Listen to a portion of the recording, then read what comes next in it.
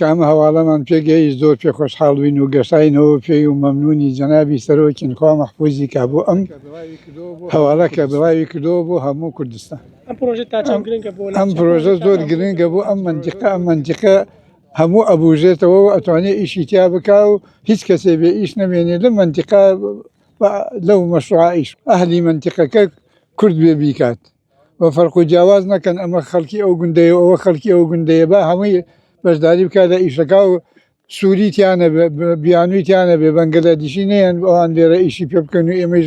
بێ ئیش بسوڕێنەوە داوامان ئەوەیە خۆمان ئیشی تیا بکەن وڵاتی خۆمان ئەمە ئەوە دڵسۆزیەکە بۆ جەنابی سەرۆک کە کردێتی بەرامبەر منتیقەکەمان